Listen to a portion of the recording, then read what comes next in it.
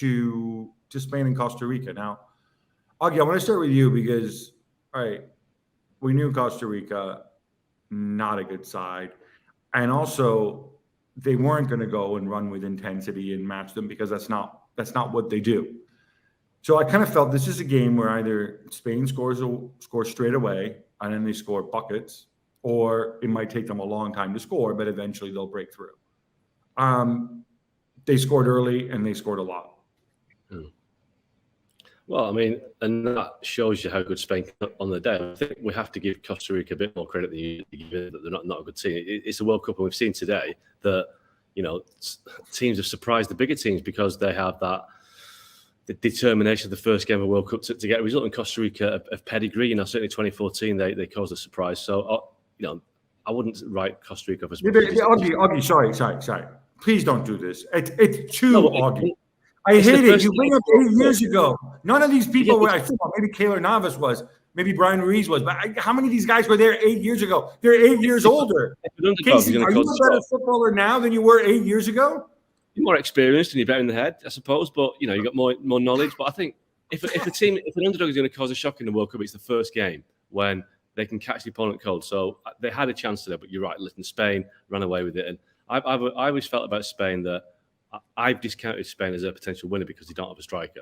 Morata's not reliable enough, but I mean, wow, today, you know, Gabri's goal was amazing, and the way that Spain played, you know, people like Dani Olmo, they've got Asensio. They look a team that could go all the way, but I do worry about their lack of a real cutting edge when it really matters. Kasey, is that the problem? A lack of cutting edge, or is it a lack of the fact that a lack of kind of sense and order in what Luis Enrique does? And I'm not saying in a negative way. Right. The guy, you know, there's a fine line between genius and folly. I cannot understand the lineups he puts out. I cannot understand his personnel decisions. All I know is that he's one of the coolest guys out there. I loved him as a player. I loved him even at Roma when they were terrible. I love so much. You know, the guy did win a treble with Barcelona. There's so much to like, but there's so little to understand. Can you understand this? Azpilicueta right back, Rodri center half. This nonsense up front. You know, none of the front three actually start at club level. Can you explain this? I think the only thing is because the way they play almost makes positions obsolete because there's so much movement. And if there's an understanding that, and it's really hard to coach because when somebody leaves an area, somebody has to recognize that they have to slide in that area or it is unbalanced. And, well, whatever the lineup was and as baffling as you said it can be at times, well, it definitely worked today. And the way how quick they got the ball off their feet, how many options they had. I mean, it looked like a five-a-side where Costa Rica, by the time they closed the ball down, there was that realization that, oh, wait a minute, the ball had already been passed. And then they turned to close the ball down again, and it's already been passed again. That's how quick and how clean Spain were today, regardless if we think it was the right starting 11 or not. And then subs came in and looked seamless when they came in and contributed instantly. I think, like England, I think we're going to have to wait till the next game to see if this is legit or they hit an opposition, the right opposition at the right time, not playing well. But you tell me, do you want to start with 3 points and 6 goals, 7 goals, France with 4 goals, which could have been 6 or 7 goals? You know, the big boys for the most part have shown up. Yes, we've had the shock. The next game, I think Spain-Germany is the next game, which is massive in terms of, to assess Spain. It's also, you know, Germany have got to get out of a real hole. So if Spain are as good as they were tonight, then Germany have got a problem. But if Germany turn up and Spain aren't quite as good, then that's a really intriguing game because obviously with Japan beating Germany, it's thrown the group wide open. And you'd expect Japan to beat Costa Rica because, as Gab says, Costa Rica aren't a good team. And then, you know, wide open group. So let's see where it goes. Let's see how good Spain really are. I think, but also, I mean, because the U.S. played Japan a couple months ago in Dusseldorf, we all had a pretty good look of the organizational side of Japan and the tenacity and the way they work as a unit to press and to keep going. But for the majority of that game, Germany was in cruise control, and then it was almost like they got arrogant and just lost concentration and didn't finish him off. You know what, Kasey? I was at that game. Yeah. And there is a subsection of American kind of people who love the Bundesliga and they're all into analytics and stuff like that, which is fine. I don't have an issue with it. Honestly, this idea that, Germany dominated, just didn't finish. It was a completely different vibe if you were actually at the game. For all their shots on goal, so many of Germany's shots are from outside the box. I saw a real dysfunction there. I know we're not supposed to be talking about Spain, but it is who they play next. Kai Havertz and Thomas Muller, between them, had one attempt on goal, and that was off target, obviously. And when things started to turn, at the end, when I see Germany finishing the game with Lukaku, who only turned 18 on Sunday, I believe, with Mario Götze, all right, great redemption story, but I mean, the guy was in the Eredivisie and he still is what he is, right?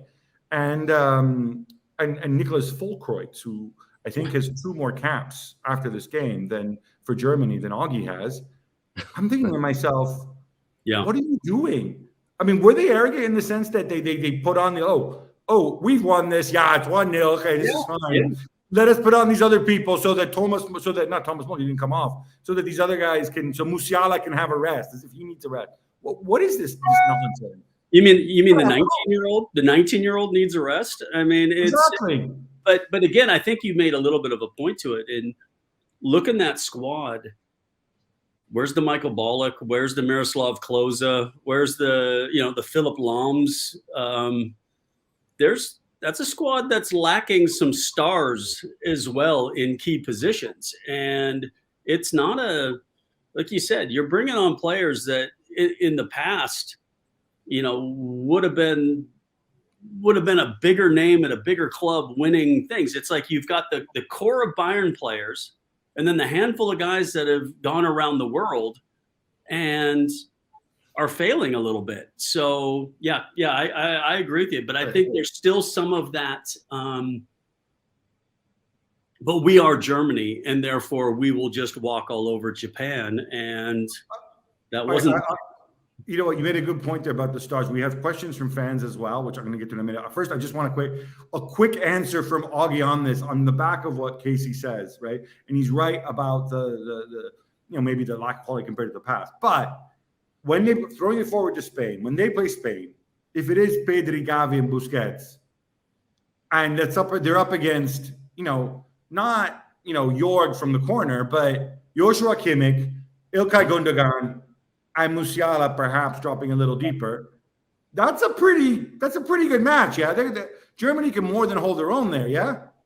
Absolutely, they can hold their own, but I think they have the players, but whether they have the unit as a team, I don't know. I just think that you put that group of players together on a piece of paper, and you think, well, the midfield looks good, and you got Muller in the team, and you got, like you say, but it just doesn't really fit. I think there's something missing with Germany, and maybe it is that I think they're missing the power of old. That real, the arrogance, like you said, but that sense of muscular power that they had, and just this sense that they were going to beat all teams they came against. So I think Spain have got better players, better footballers. And I think that for me is why Spain will probably win the game. Yeah, I love the fact that you mentioned. You remember the old stereotype when we were all growing up about, well, Germany win because they have pace and power and resilience. I mean, Japan really pushed them around with speed, with physicality, and with, I think, resilience. We got some questions here. Quick answer from both of you. Is Spain the most impressive team you've seen so far in the tournament, bearing in mind Brazil play tomorrow? Go ahead, Mark. Probably, yeah. But I think it depends on the opposition. Like Kasey said, you can't measure a team because they haven't played the depth yet. I mean, when I look, the wake-up call of Australia scoring that goal against France, and then watching Mbappe torment the right back of Australia for a while. So obviously, I mean, England looked very impressive as well. The front four. You think of 6 goals and Harry Kane didn't score. I mean, there's definitely some options there. I think there's still some questions with England defensively, so we'll see how that goes when they play against a little better opposition. But Spain looked good. Spain looked really, really good. Thanks so much for watching ESPN on YouTube. And for more sports highlights and analysis, be sure to download the ESPN app. And for premium content and live streaming, subscribe to ESPN Plus.